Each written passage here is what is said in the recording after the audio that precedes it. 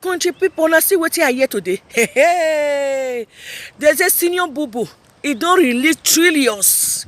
Come out. Say this subsidy, say he want to move for petrol. When he no fit fight for 8 years. The elect president, they don't release money for am, make it take fight am. Hey, hey. Still what you have borrowed, leaving your predecessor to pay. It's either called a luta continua or undocumented severance.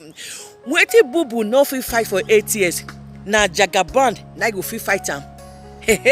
When I go carry this video, my country people, the tori money the money wey dey talk for this side this money, no be say before we dey hear million. This one na trillions. They say because before they go fight before they go remove the subsidy for the petrol, they now dey bring trillions come out make they share for some Nigeria people wey don get money first, make they fit dey enjoy theirself. Those wey no get money, wey dey slap dey waka dey go, dey say make dey put keke dey go. Hey, my country people, make I come hear the tori today. Say our money don finish. The money we say we dey owe outsider, we don't know how to pay am finish. They say another one don come out, boo don sign. He say make they sign near me 60 billion trillions to fight subsidy for petrol we no even dey see. Now they want to remove subsidy comot. Boo dey fight 8 years. Now he say subsidy e no good, this and this, he wan remove am.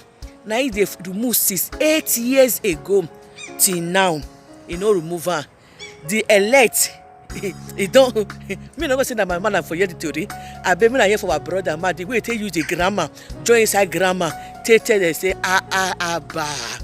Small pikin they see wetin they do. We small pikin, no, me I no do talk too much. Me na listen my country people. Because if we talk and I say no, they talk. Me na listen the way they tell you the grammar. They tell they say this subsidy another 8 years. One put in. Me na listen, me na live, I call them my country people. When you steal what you have borrowed, leaving your predecessor to pay, it's either called a luta continua or undocumented severance. Finance Minister Zainab Ahmed on Wednesday last week announced that Nigeria has received $800 million from the World Bank to share to 50 million Nigerians as palliative before petrol subsidies are removed in June. She said this year alone, they have budgeted 3.36 trillion naira for petrol subsidy until mid-2023. This is as Sunday Dare, Minister for Sports, said 21 billion naira will be needed to renovate the National Stadium in Lagos. And then, wait for the big one. Aviation Minister Hadi Sirika announced that he had commissioned 10 firefighting trucks for the airport at the cost of 12 billion naira. That's 1.2 billion for one truck. I don't know whether to cry or laugh. No wonder both young and old Nigerians are leaving the country in droves because certainly they will feel there's nothing left for them. But the one went off me for all of them. Politicians that are quick to go abroad for minor ailments are legislating to stop Nigerian trained medical doctors from taking a job outside of the country. How you will flog your kids, deprive them of food, go out to eat, and then lock the door? Say maybe they no go find food outside. That no be only juju. That is the height of irresponsibility. Anyway, very soon they would legislate, say make embassy they give traveling visas to only them and their families. They hear the smell. Assemblies of non-nationals masquerading as National Assembly. I bet second base, Jerry. In 2014, during the 2015 general election campaign, Buhari, in one of these numerous interviews, was quoted to have said, "There's nothing like petroleum subsidy in Nigeria. What they call subsidy is fraud." But in 8 years of his government, he spent trillions of dollars subsidizing the same thing he called fraud. Anyway, so sorry, I forgot. NNPC said it's not subsidy, but under recovery. Ebo, using big grammar to cover ineptitude and fraud. Now, according to them, they have received $800 million from the World Bank to share to 50 million Nigerians as palliative after removing fuel subsidy in June. But please permit me to ask stupid questions. How many times Buhari government will remove subsidy? Remember, in 2016, they removed subsidy as announced by Ibe Kachuku, then Minister for Petroleum, and said they have budgeted, money for cushioning. What happened to that one? If you no remove subsidy in 8 years, why dash a new government subsidy remover a month after the end of your administration? How did they determine those poor citizens? Because despite the poverty all around me as a community leader, I've never seen any beneficiary of these social investment interventions. If you are stopping borrowing for consumption, why borrow to share for consumption? Even if that is the condition for the money, won't you reject it? All the money they showed us, the Vice President, Professor Yomi Oshibanjo, was sharing in various markets during election. How has it eradicated poverty? Another one is in a country that is the poverty capital of the world with more than 133 million Nigerians living below poverty line. How did they conduct the registration to arrive at 15 million people as beneficiaries? How much will each person get that will actually cushion the impact of subsidy removal?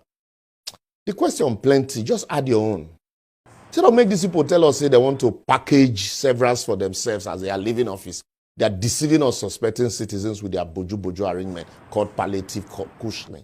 The same government that refused to share food donated to citizens as palliative during COVID, left the economy on a free fall for 8 years, and then used currency redesigning to push people into hunger, starvation, and death as parting gift, is now promising to share $800 million to, or if you convert it, 596 billion naira to Nigerians as palliative or subsidy removal, and you believe them, then something must be wrong with you.